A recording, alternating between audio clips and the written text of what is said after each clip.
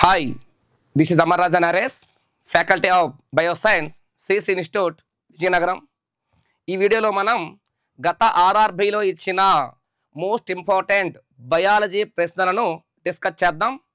ఈ వీడియో యొక్క ముఖ్య ఉద్దేశం ఏంటంటే గత ఆర్ఆర్బీ ఎగ్జామినేషన్స్లో వచ్చే ప్రశ్నలు సరళ ఏ విధంగా ఉంది, ఆ ప్రశ్నలు అనేవి బయట మెటీరియల్ నుంచి వచ్చాయా లేదా ఏదైనా అకాడమీ టెక్స్ట్ బుక్ నుంచి వచ్చాయా అనేది ఈ వీడియో ద్వారా మీరు తెలుసుకుంటారండి.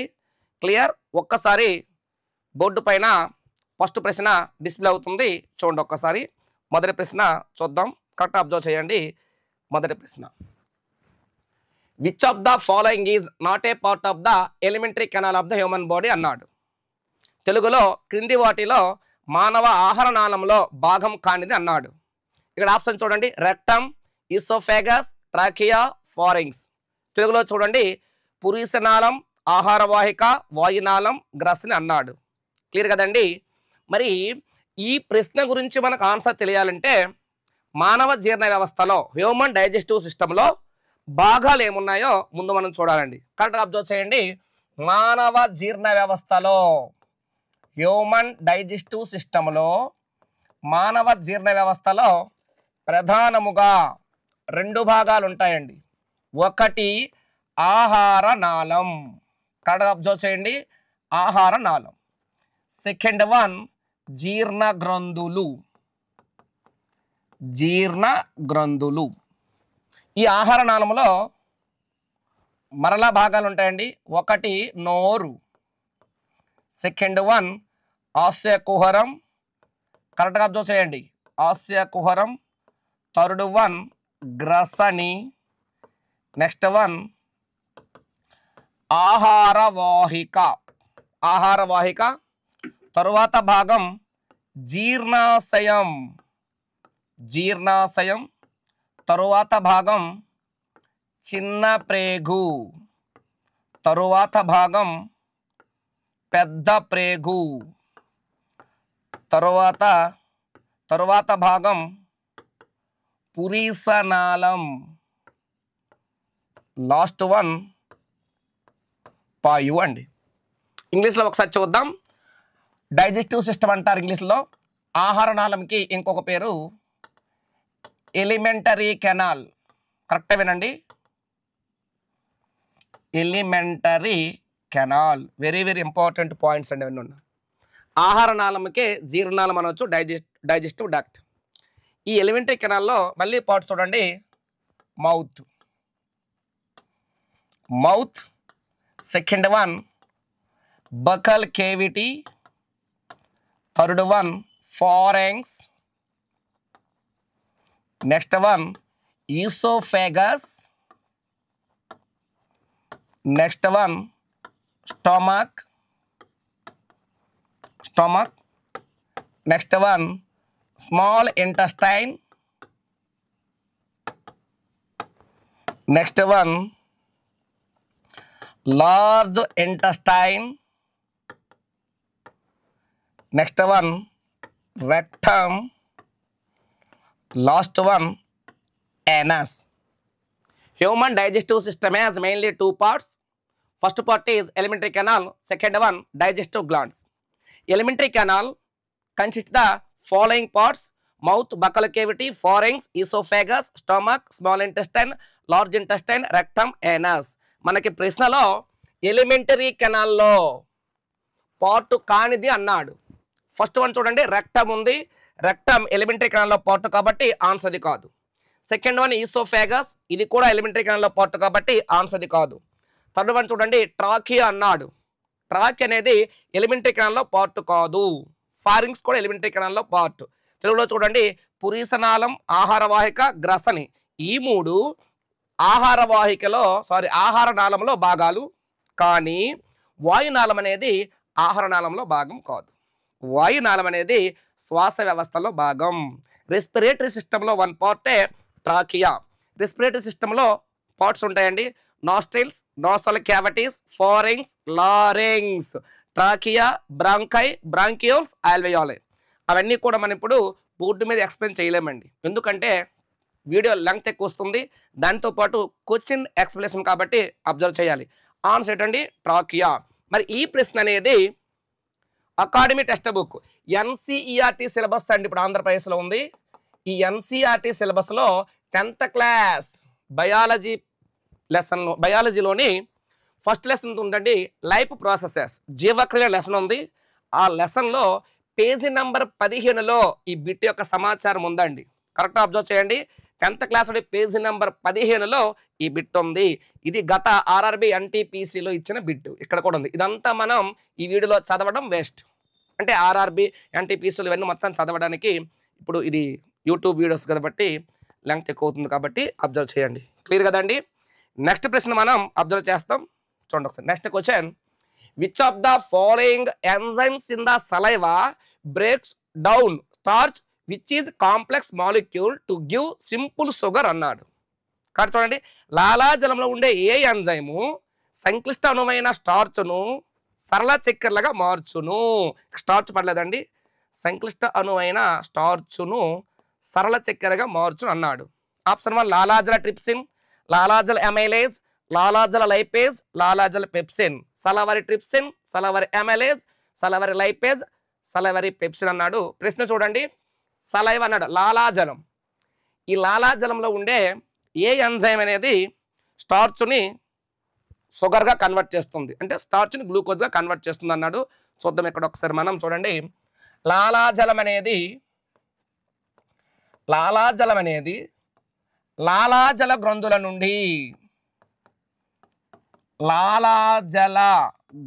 నుండి స్రవించబడుతుంది. ఎక్కడికి స్రవించబడుతుంది అంటే ఈ లాలాజలం ఆస్యకుహరంలోకి స్రవించబడుతుంది అండి. కరెక్టేనండి, ఆస్యకుహరంలోకి స్రవించబడుతుంది. ఈ లాలాజలంలో ఒక ఎంజైమ్ ఉంటుందండి. ఆ ఎంజైమ్ పేరు ఏంటంటే టయాలిన్. దీనికే ఇంకొక పేరు లాలాజల ఎమైలేజ్. ఈ టైనిన్ లేదా లాలాజల ఎమైలేజ్ ఏం చేస్తుందంటే, మనందరం కూడా సంక్లిష్ట ఆహార పదార్థాలు తీసుకుంటాం, కాంప్లెక్స్ ఫుడ్ మెటీరియల్స్. ఆ సంక్లిష్ట పదార్థాలు అనేవి 3 రకాలుగా యాక్చువల్గా ఉంటాయండి ఎక్కువగా. ఒకటి స్టార్చ్ అనే కార్బోహైడ్రేట్స్, సెకండ్ 1 ప్రోటీన్స్, థర్డ్ 1 క్రొవ్వులు అండి, క్రొవ్వులు. అయితే ఇక్కడ ఇవన్నీ తీసుకుంటాం, కానీ మన ఆస్యకుహరంలోకి స్రవించబడే లాలాజలంలో ఉండే టయలిన్ అనే ఎంజైమ్ లేదా లాలాజల ఎంజైమ్ సంక్లిష్ట స్టార్చును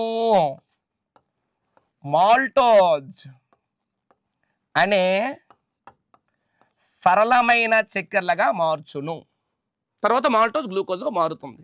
అంటే ఇప్పుడు చూడండి, లాలాజల ఎమైలేజ్ స్టార్చ్పై చర్య జరిపి మాల్టోజ్గా మార్చింది. క్లియర్. ఇప్పుడు ఒకసారి ఇంగ్లీష్లో చూద్దామండి, కరెక్ట్ అబ్జర్వ్ చేయండి. Saliva is secreted from salivary glands. Saliva is secreted from salivary glands.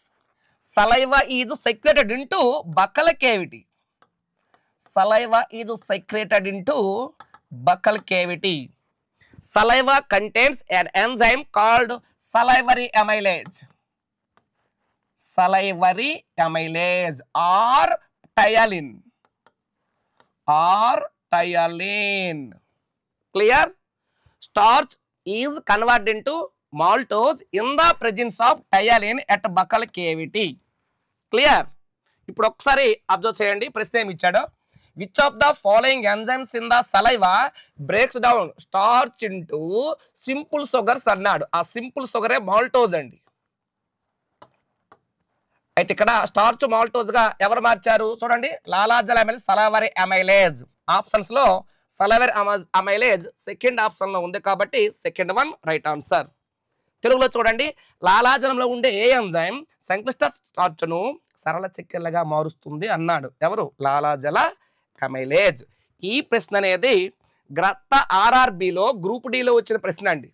ఇదిగోటి ఉంది మొత్తం చూసుకోండి, ఇవన్నీ మనం చదవవసరం లేదు. నేను ఆర్ఆర్బి గ్రూప్ డిలో వచ్చిన ప్రశ్న డైరెక్ట్గా ఇది 10th క్లాస్లోని పేజీ నెంబర్ 15లో ఈ ప్రశ్న కూడా ఉంది. ముందు ప్రశ్న కూడా పేజీ నెంబర్ 15లో ఉంది, ఈ ప్రశ్న కూడా పేజీ నెంబర్ 15లోనే ఉంది. Clear?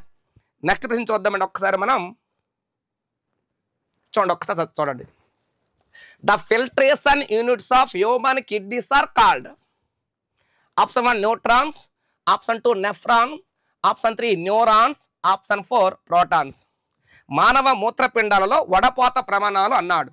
Neutrons, nephrons, neurons, protons అన్నాడు. కరెక్ట్ వినండి.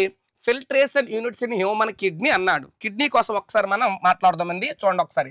మానవునిలో ఒక జత మూత్రపిండాలనేవి మన ఉదర కుహరములో పృష్ఠ శరీర కుడ్యాన్ని కానుకొని వెన్నుముక ఇరువైపులా ఒక జత ఉంటాయండి. క్లియర్? ఈ మూత్రపిండాలలో ఏమి తయారవుతుందంటే మూత్రము తయారవుతుంది. కాన్సెప్ట్ చూడండి. ఇవండి ఇవి మూత్రపిండాలు. ఈ మూత్రపిండాలలో మూత్రం అనేది తయారవుతుంది. కాన్సెప్ట్ చూడాలి. కాన్సెప్ట్ చూడండి. ఇక్కడ ఇవి మూత్రపిండాలు. ఇవేటంటివి మూత్రనాళాలు అండి. మూత్రనాళాలు. ఇది మూత్రాశయం. ఈ లాస్ట్ వన్ ప్రసేకము అండి. ప్రసేకం. ఇవి మూత్రపిండాలు. ఇవి మన విసర్జక వ్యవస్థలో భాగాలు. ఈ మూత్రపిండాలలో నిర్మాణాత్మక క్రియాత్మక ప్రమాణాలు ఉంటాయండి. ఆ నిర్మాణాత్మక క్రియాత్మక ప్రమాణాలు పేరే నెఫ్రాన్లు. ఈ నెఫ్రాన్లు ఏం చేస్తాయంటే మూత్రపిండాలకి వచ్చిన వ్యర్థ పదార్థాలను, రక్తంతో పాటు వ్యర్థ పదార్థాలు వస్తాయండి. కరెక్ట్ వినండి. మూత్రపిండాలకు వ్యర్థ పదార్థాలను రక్తముతో పాటు తీసుకువచ్చే ధమని ఉంటుందండి, వృక్కధమని. ఆ వృక్కధమని మూత్రపిండాల వరకు రక్తాన్ని తీసుకొచ్చి తరువాత నెఫ్రాన్లోకి అభివాహి ధమనిగా ఈ నెఫ్రాన్లోకి విడిపోయి వ్యర్థ పదార్థం తీసుకెళ్తుంది. ఈ నెఫ్రాన్స్ అనేవి అక్కడ ఆ రక్తంలో ఉండే వ్యర్థ పదార్థాలను వడపోస్తాయి. కాబట్టి వడపోత ప్రమాణాలు ఎవరంటే నెఫ్రాన్స్. క్లియర్? ఒకసారి మనం ఇంగ్లీష్లో కూడా ఎక్స్ప్లెనేషన్ చూద్దామండి. కరెక్ట్ వినండి. The main excretory organs in human body kidneys. Urine is formed in kidneys. Kidneys are located in abdominal cavity attached to the dorsal body wall on either side of the backbone. Backbone కి ఇరువైపులా kidneys ఉంటాయి. ఒక పేరు ఉంటుందండి. Clear అండి? Kidneys ఇవి మూత్రనాళాలు. Ureters. Ureters మూత్రాశయం. Urinary bladder. Urinary bladder. urethra. Human excretory system has a pair of kidneys, a pair of ureters, urinary bladder and urethra. The structural and functional units of kidneys are nephrons. The structural and functional units of kidneys are nephrons. Clear? Renal artery brings pure blood loaded with waste materials to the kidneys. ఎప్పుడైతే కిడ్నీస్కి waste material వచ్చిందో pure బ్లడ్తో కలిసి అక్కడ వాటిని filter చేసేవారంటే nephrons. The filtration units of human body are the filtration units of human kidneys are called nephrons. Option చూడండి. Nephron అనేది సెకండ్ ఆప్షన్ ఉందండి. కాబట్టి సెకండ్ వన్ రైట్ ఆన్సర్. మానవ మూత్రపిండాలలో వడపాత ప్రమాణాలు ఎవరంటే nephrons. Second option right. Clear కదండి? మరి ఈ ప్రశ్న అనేది ఆర్ఆర్బి గ్రూప్ డిలో వచ్చిన ప్రశ్న అండి. చూడండి ఒక్కసారి. మరి ప్రశ్న ఇది కూడా 10th క్లాస్లోని పేజీ నెంబర్ 33లో ఉంది. పేజీ నెంబర్ 33లో ఈ ప్రశ్న ఉందండి. చాలా ఇంపార్టెంట్. చూడండి, ఇది కూడా ఫస్ట్ లెసన్ లైఫ్ ప్రాసెసెస్ అనే లెసన్లో జీవక్రియలో ఉంది. నేను పేజీ నెంబర్ కూడా ఇక్కడ రాస్తున్నా. మీరు ఆల్రెడీ డిసైడ్ అయిపోవాలి. ఇప్పటికే మనం చదవలసినది standard Telugu Academy text books biology పరంగా. క్లియర్ కదండి? మిగతా సబ్జెక్ట్ కోసం ఆ సబ్జెక్ట్ టీచర్స్ మీకు ఏ బుక్ సజెషన్ చేస్తే అవే చదవండి. బయాలజీ పరంగా మాత్రం Telugu Academy text book 7th to 10th వరకు చదివితే సరిపోతుంది. క్లియర్? నెక్స్ట్ ప్రశ్న చూద్దామండి. చూడండి ఒక్కసారి. Which part of the brain regulates breathing? Mid brain, four brain, medulla, cerebellum అన్నాడు. మెదడులో ఏ భాగం శ్వాసించడాన్ని నియంత్రిస్తుందన్నాడు? మధ్య మెదడు, ముందు మెదడు, మధ్యాముఖం, అనుమస్తిష్కం. మధ్యాముఖం అండి ఇది. మధ్యాముఖం, అనుమస్తిష్కం. ఒక్కసారి అబ్జర్వ్ చేయండి. బ్రెయిన్లో పార్ట్స్ గురించి చూద్దాం మనం. కరెక్ట్ అబ్జర్వ్ చేయండి. హ్యూమన్ బ్రెయిన్ మెదడులో భాగాలు చూద్దామండి. నార్మల్గా ఫస్ట్ వన్ ముందు మెదడు,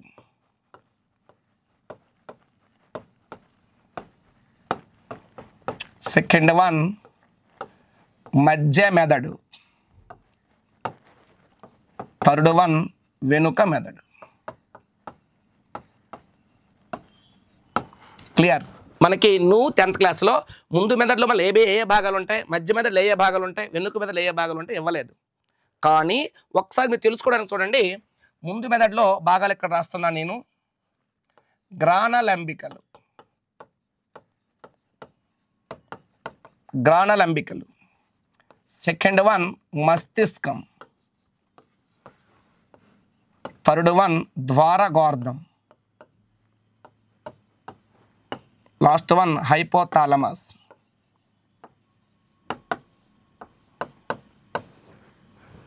మధ్య మెదడులో ఒకే ఒక భాగం ఉంటుందండి, దృక్కుగోళాలు. వెనుక మెదడులో మళ్ళీ 3 భాగాలు ఉంటాయి. అనుమస్తిష్కం,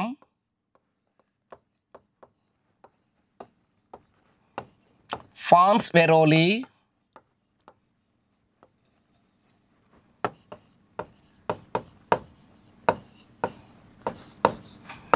మధ్య ముఖం. ఒకసారి చూద్దామండి, అబ్జర్వ్ చేయండి. గ్రానలంబికల్లో వాసన అనే సమాచారం ఉంటుందండి. సింపుల్గా క్వశ్చన్ ఎక్స్ప్లెనేషన్ కాబట్టి సింపుల్గా చూద్దాం. మస్తిష్కంలో ఆలోచనలు, తెలివితేటలు అవి ఉంటాయండి. ద్వారగోర్ధం ఆధీనంలో ఉద్వేగాలు ఉంటాయండి, ఉద్వేగాలు. హైపోథాలమస్ ఆధీనంలో ఆకలి, నిద్ర, లైంగిక వాంఛ, నీటి సమతుల్యత, రకరకాలైన వార్తలు ఉంటాయండి. దృక్కుగోళాల్లో దృష్టి, అదేవిధంగా వినడం అనే వార్తలు ఉంటాయి. అనుమస్తిష్కంలో శరీర సమతాస్థితి అండి, శరీర సమతాస్థితి. ఫాన్స్ వెరోలిలో శ్వాసక్రియ కదలికలు.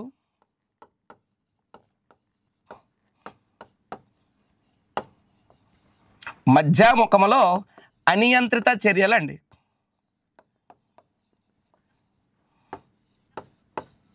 అనియంత్రిత చర్యలు అవే హృదయ స్పందన, నాడీ స్పందన, రక్తపీడనం, దగ్గడం, తుమ్మడం, శ్వాసించడం. ఇటువంటి అనియంత్రిత చర్యలన్నీ కూడా మధ్యముఖ మాధ్యమంలో ఉన్నాయి. క్లియర్? ఒకసారి ఇంగ్లీష్లో మాట్లాడదాం చూడండి. దీనికోసం ఒకసారి చూద్దాం.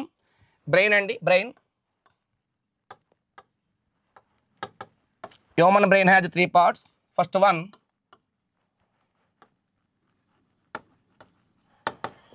Four brain, second one midbrain, last one hindbrain. Pronunciation hind కూడా అనొచ్చండి. Forebrain has 3 parts. olfactory lobes, second one cerebrum, third one diencephalon, last one hypothalamus. ఇంగ్లీష్లో కూడా తెలుగులో కూడా హైపోథాలమస్. నెక్స్ట్ చూడండి, ఈ మిడ్ బ్రెయిన్లో ఆప్టిక్ లోబ్స్ ఉంటాయి. Optic lobes, cerebellum, pons varolii, medulla oblongata, medulla అనొచ్చు, medulla. Hindbrain has 3 parts. First one cerebellum, pons varolii, medulla. Midbrain has only 1 part, optic lobes. Clear? Brain regulates so many reactions in our body. Olfactory lobes regulate sense of smell. Cerebrum controls thinking. Diencephalon regulates emotions. Hypothalamus controls hunger, sleep, sexual feeling, water balance in our body. Midbrain, optic lobes control sight and hearing. Finally, hindbrain has 3 parts. Cerebellum regulates body balance in our body. Next one, pons varolii controls or stimulates or regulates respiratory movements in our body.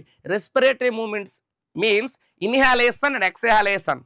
The process of breathing air in is called inhalation. The process of breathing air out is called exhalation. Inhalation, exhalation. Clear?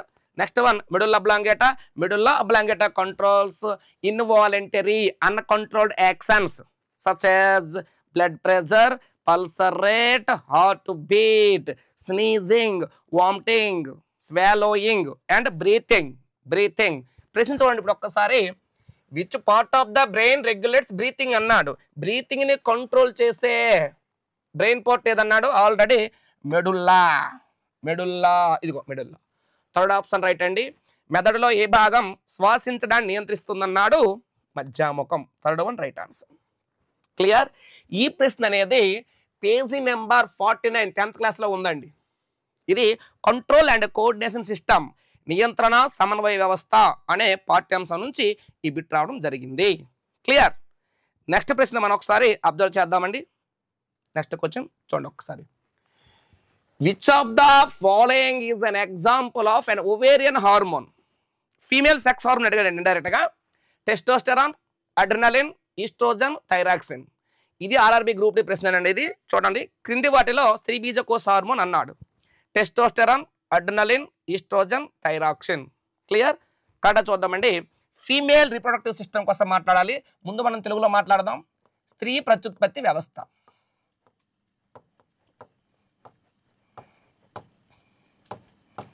స్త్రీ ప్రత్యుత్పత్తి వ్యవస్థలో కరెక్ట్గా observe చేయండి, ఒక జత స్త్రీ బీజ కోశాలు ఉంటాయండి.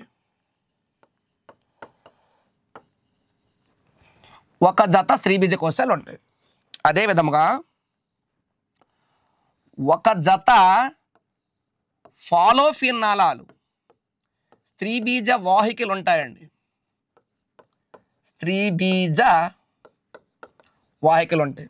అదే విధముగా గర్భాశయం ఉంటుందండి. గర్భాశయం లాస్ట్ భాగం యోని. ఇవి స్త్రీ ప్రత్యుత్పత్తి వ్యవస్థలో భాగాలు. ఇక్కడ చూడండి, స్త్రీ బీజ కోశాలలో అండ పుట్టికలు ఉంటాయండి.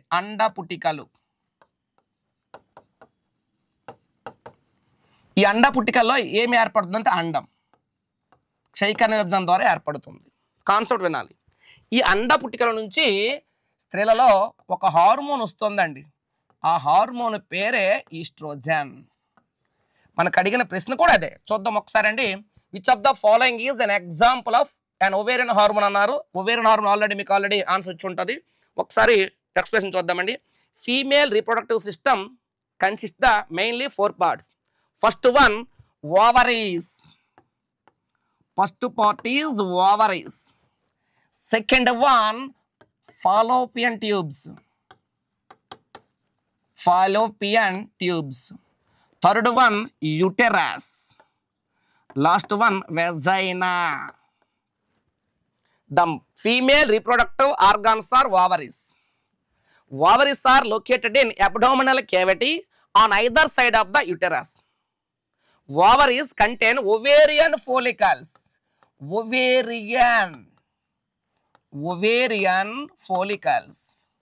Ovarian follicle undergoes meiotic division to form a single ovum.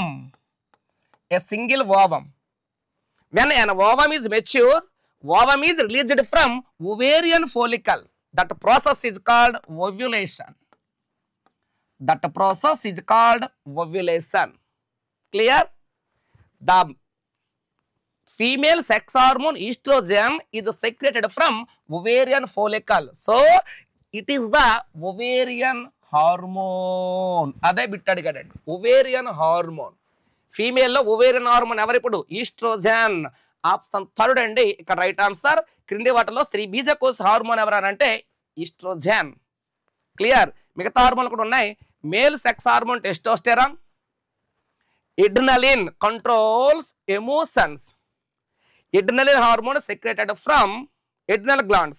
Adrenal glands are located anterior part of the kidneys. Next thyroxine. Thyroxine hormone is secreted from thyroid glands.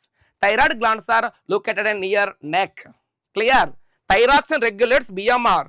Adrenaline controls emotions. Testosterone regulates secondary sexual characters in male. Clear అండి. ఈ ప్రశ్నకు answer third. ఇక్కడ చూద్దామండి ఒకసారి. ఈ ప్రశ్న అనేది 10th క్లాస్లోని same నియంత్రణ సమన్వయ వ్యవస్థ కంట్రోల్ అండ్ కోఆర్డినేషన్ సిస్టంలో 59 పేజ్ నెంబర్లో ఈ ప్రశ్న ఉంది, గమనించండి. క్లియర్. నెక్స్ట్ ప్రశ్న ఒకసారి మనం చూద్దామండి. నెక్స్ట్ క్వశ్చన్ చూడండి. The reproductive parts in animals produce male and female gametes that fuse to form a. Option 1 foetus, embryo, ovum and zygote. RRB అంటే ఈ ప్రశ్న అండి. ఇది జంతువులలో ప్రత్యుత్పత్తి భాగాల ఉత్పత్తి చేసిన పురుష స్త్రీ సంయోగ బీజాలు సంయోగం చెంది ఏర్పరిచే నిర్మాణం అన్నాడు. భ్రూణము, పిండము, అండం, సంయుక్త బీజం అన్నాడు. ఇక్కడ చూద్దామని కరెక్ట్గా చాలా సింపుల్ చూడండి. ఇక్కడ మేల్ అండ్ ఫిమేల్ గ్యామెట్స్ అన్నాడు. మేల్ గ్యామెట్ అంటే ముందు తెలుగులో చూద్దామండి. పురుష చూడండి, ఇక్కడ పురుష స్త్రీ సంయోగ బీజాలు అన్నారు. పురుష సంయోగ బీజం ఎవరంటే శుక్రకణం. క్లియర్. స్త్రీ సంయోగ బీజం ఎవరంటే అండం. ఈ రెండు సంయోగం చెందుతాయి.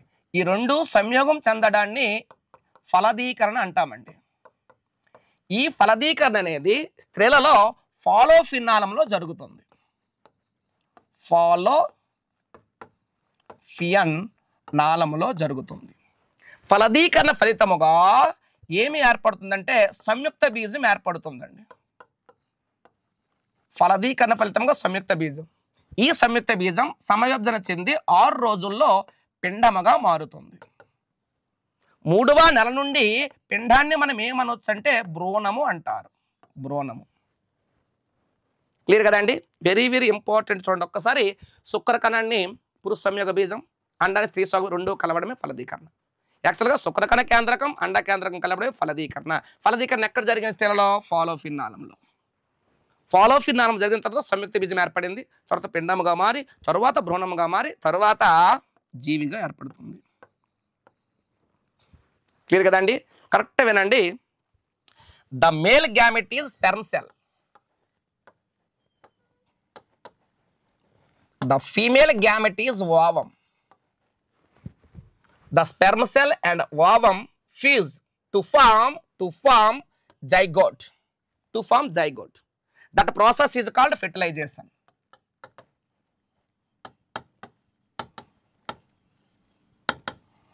In female, fertilization takes place in fallopian tubes.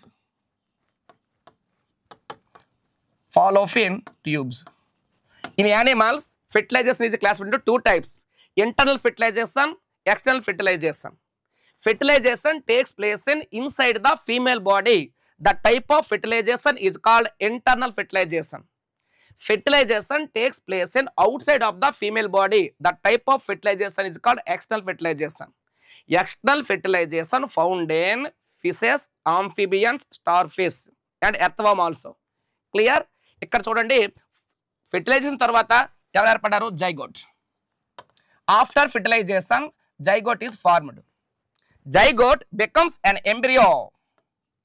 After 6 days, embryo converted into fetus. మనకి ఏం అడిగాడండి? Male gamete, female gamete fertilisation చెంది, ఫ్యూజ్ చెంది ఏం ఏర్పడుతుంది అన్నారు? Zygote. Answer 4th one right అండి. తెలుగులో చూడండి ఒక్కసారి. పురుష స్త్రీ సంయోగ బీజాలు సంయోగం చెంది ఏర్పరిచే నిర్మాణం ఎవరు? సంయుక్త బీజం. Very very important. వీటి కోసం కూడా మీకు తెలుసండి. ఓవం కాదు, ఫీటస్ కాదు, ఎంబ్రియో కాదు. క్లియర్. మరి ఈ ప్రశ్న అనేది 10th క్లాస్ అకాడమీ టెక్స్ట్ బుక్లో పేజీ నెంబర్ 81లో ఈ ప్రశ్న గురించి డైరెక్ట్గా సమాచారం ఉంది. వెరీ వెరీ ఇంపార్టెంట్ అండి. కొత్త జీవులు ఏ విధంగా ఏర్పడతాయి అనేది ఒకటి ఉందండి. నార్మల్గా చాలా చాలా ఇంపార్టెంట్. ఆ పాఠ్యాంశం నుంచి ఈ ప్రశ్న అనేది రావడం జరిగింది. క్లియర్. నెక్స్ట్ ప్రశ్న మనం ఒకసారి అబ్జర్వ్ చేద్దామండి.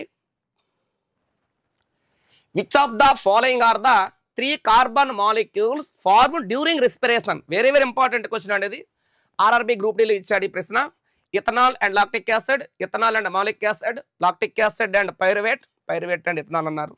శ్వాసక్రియ జరిగే సమయంలో ఏర్పడే 3 కర్బన పరమాణువులు కలిగేవన్నాడు.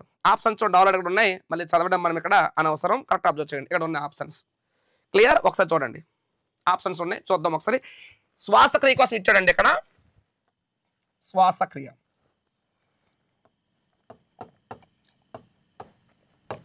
మీ అందరికీ తెలుసు.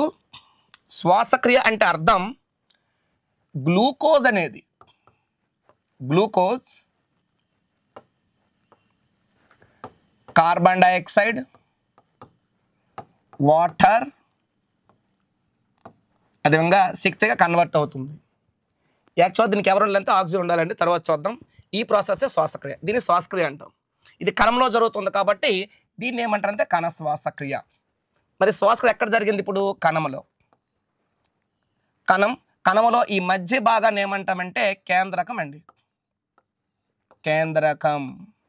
కేంద్రకము చుట్టూ ఉండే ఆ ద్రవ పదార్థాన్ని ఏమంటామంటే మనం కణద్రవ్యం అంటారండి. ఈ కణద్రవ్యంలో కణాంగాలు ఉంటాయి. ఈ కణ శ్వాసక్రియకు తోడ్పడే కణాంగం పేరే మైటోకాండ్రియా.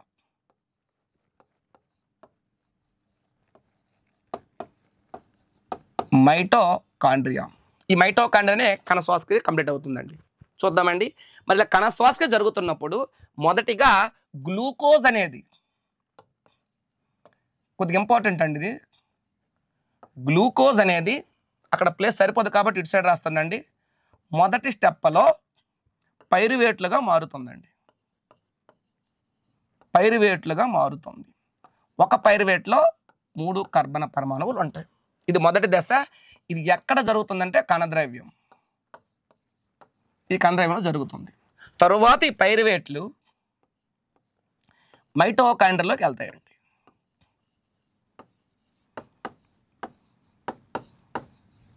మైటోకాండ్రియాలోకి వెళ్ళి అక్కడ ఆక్సిజన్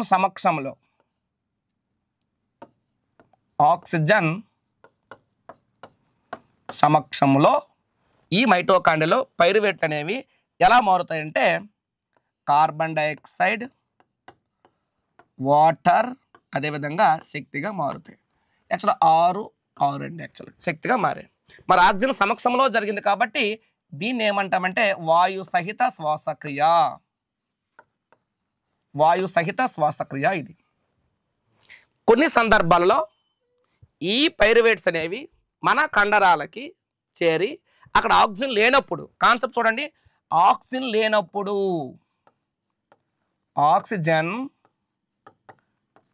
లేనప్పుడు ఈ పైరువేట్ అనేది లాక్టిక్ యాసిడ్గా మారుతాయండి. C3H6O3 ప్లస్ ఎనర్జీగా మారుతుంది. అంటే ఇది లాక్టిక్ ఆమ్లంగా మారింది. మన కండరాల్లో అండి ఇది లాక్టిక్ ఆమ్లంగా మారింది. కొన్ని సందర్భాలలో ఈస్ట్ అనే ఒక ఆర్గానిజంలో ఈ పైరువేట్ అనేది ఆక్సిజన్ లేనప్పుడు ఈస్ట్ అనే ఆర్గానిజంలో ఇథనాల్ మరియు కార్బన్ డైఆక్సైడ్ మరియు శక్తిగా మారుతుంది.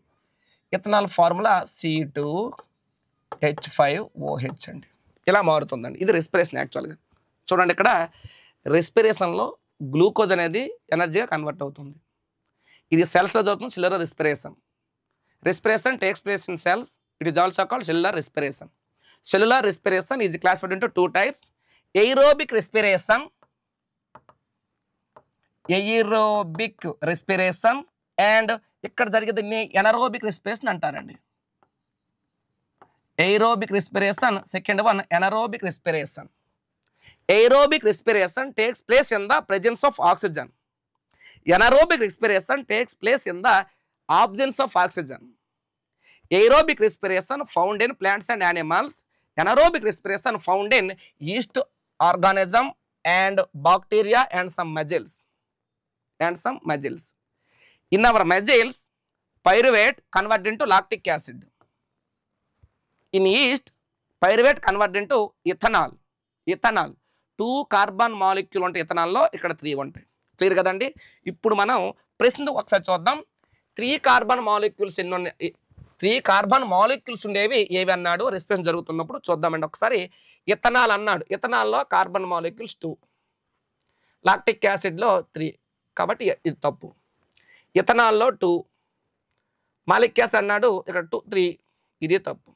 లాక్టిక్ యాసిడ్ అన్నాడండి, లాక్టిక్ యాసిడ్ అన్నాడు 3, పైరువేటు 3 కాబట్టి థర్డ్ ఆప్షన్ రైట్. పైరువేటు ఇథనాల్ కాదు, థర్డ్ ఆప్షన్ రైట్. మరి ఈ ప్రశ్న అనేది ఇక్కడ చూడండి, మన తెలుగులో కూడా థర్డ్ ఆప్షన్ రైట్. ఈ ప్రశ్న అనేది మనకి 10th క్లాస్లో పేజీ నెంబర్ 19లో దీని యొక్క సమాచారం క్లియర్గా ఉంది. ఇది 10th క్లాస్లోని మొదటి లెసన్లో లైఫ్ ప్రాసెసెస్ జీవక్రియలు అనే పాఠ్యాంశం నుంచి ఈ ప్రశ్న అనేది రావడం జరిగింది. క్లియర్ కదండి. నెక్స్ట్ ప్రశ్న మనం ఒకసారి అబ్జర్వ్ చేద్దామండి. నెక్స్ట్ క్వశ్చన్ చూడండి ఒక్కసారి. Systolic pressure is a measure of RRB group D ప్రశ్న ఇది. Atrial relaxation, ventricular relaxation, atrial contraction, ventricular contraction అన్నాడు. సిస్టోలిక్ పీడనం లెక్కించే సందర్భం అన్నాడండి కర్ణికల సడలిక, జట్రికల సడలిక, కర్ణికల సంకోచం, జట్రికల సంకోచం అన్నాడు. చూద్దాం ఒక్కసారి. మనకి ఇక్కడ హృదయ స్పందన కోసం తెలియాలండి.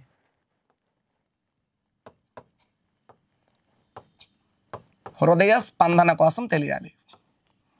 కాన్సెప్ట్ చూడండి. మానవుని గుండెలో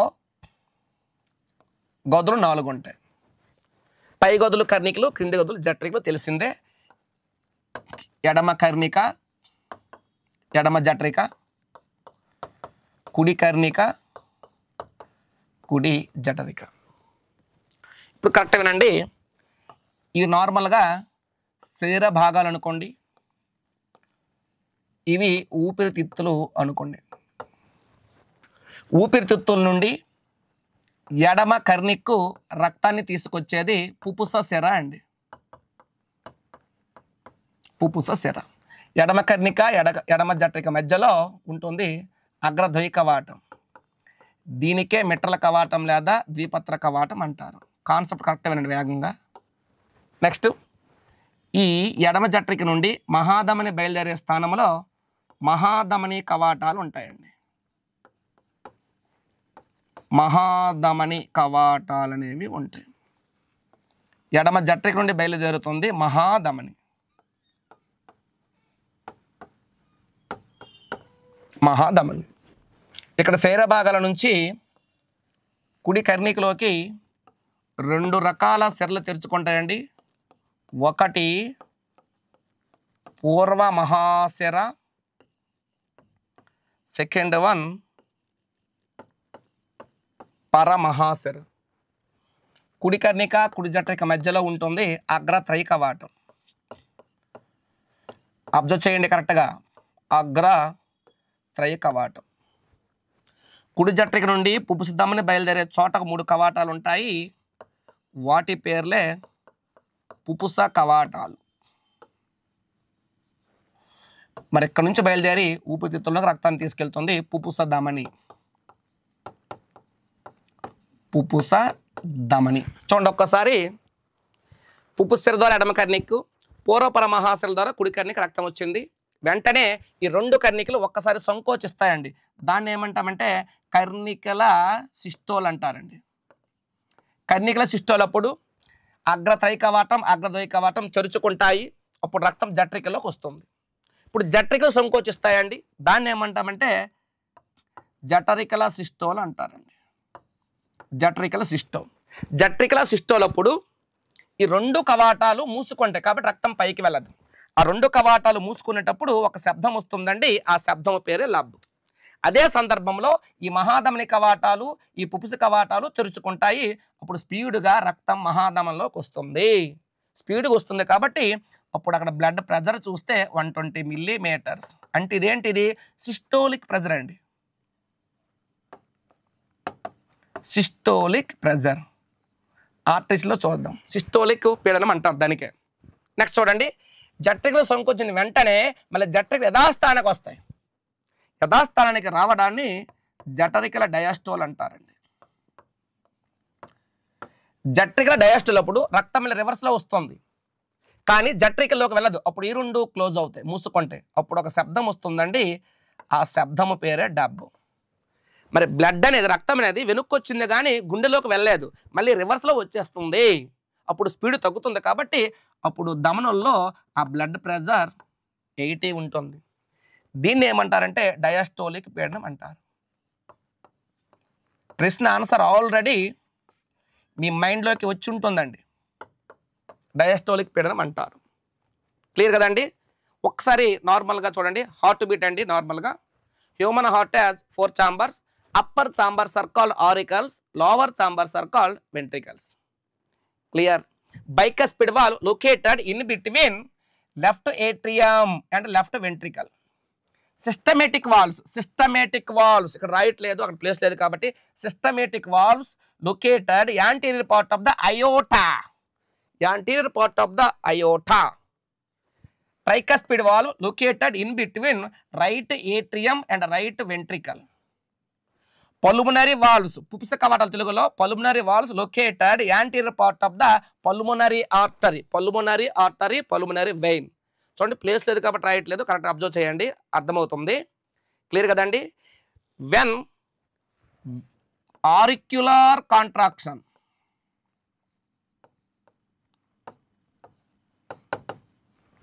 bicuspid and tricuspid valves are opened.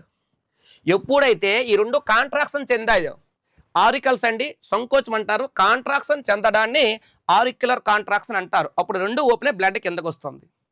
Next ఏమవుతుంది? Ventricular contraction. వెంట్రిక్యులర్ ఇక్కడ రాస్తాను చూడండి, ఇది అవసరం కాబట్టి. వెంట్రిక్యులర్